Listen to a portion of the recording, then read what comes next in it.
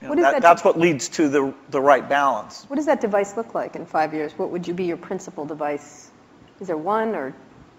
Is it a, I think you use, I could be wrong, I think you carry a tablet. Right. Right. Which has not necessarily stormed the world yet. Yeah, this is like Windows 1992, I think. That is, I'm unrepentant on my belief. Okay.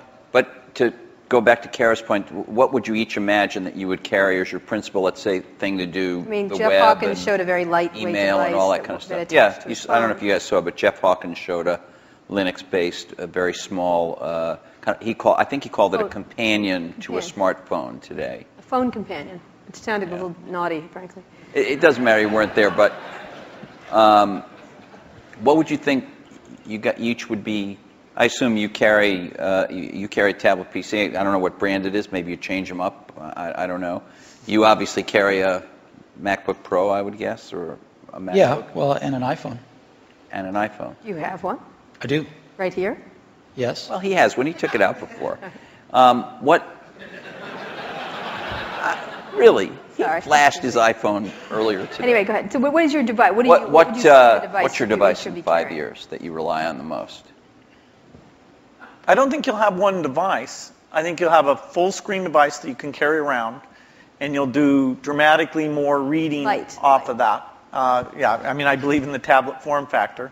I think you'll have voice. I think you'll have ink. You'll have some way of having a hardware keyboard and some settings for that. And then you'll have the device that fits in your pocket, which the whole notion of how much function should you combine in there.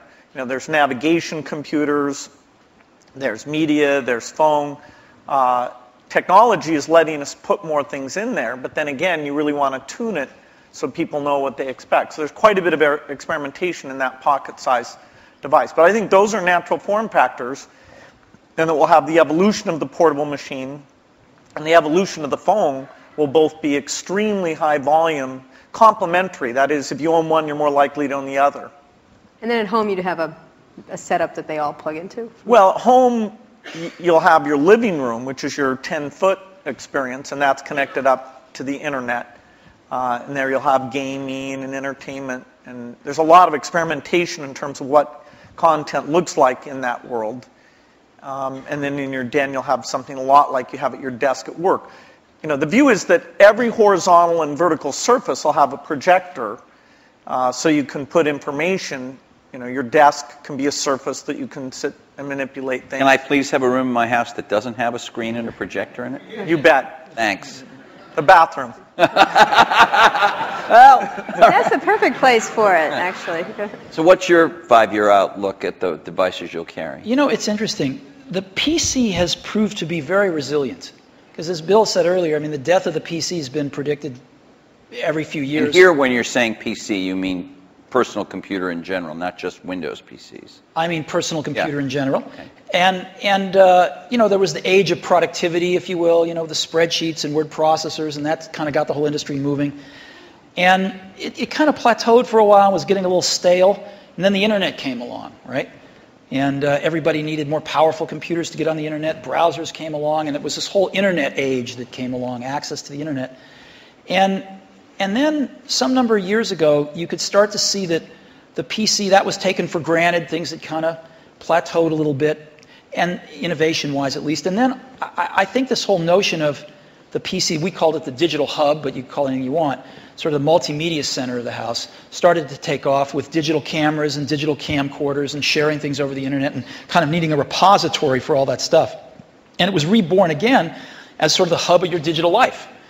And you can sort of see that there's something starting again. It's not clear exactly what it is, but it will be the PC maybe used a little more tightly coupled with some back-end internet services and some things like that. And of course, PCs are going mobile in an ever greater degree. So I think the PC is going to continue, this general purpose device is going to continue to be with us and morph with us, whether it's a tablet or a notebook or a big curved desktop that you have at your house or whatever it might be.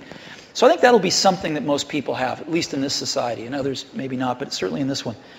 But then there's an explosion that's starting to happen in these, what you call post-PC devices, right? And you call the iPod one of them. There's a lot of things that are not... You can get into trouble for using that term. I want you to know that. What? I'm kidding. Post-PC devices. Why? People write letters to the editor. They complain about it. Anyway, go ahead. Okay. Well, anyway, I think there's just a category of devices that aren't as general purpose, they're really more focused on specific functions, whether they're phones or iPods or Zunes or what have you. And I think that category of devices is going to continue to be very innovative, and we're going to see lots of them. Give me an example of what that would be. Well, an iPod is a post-PC device. A phone is a post-PC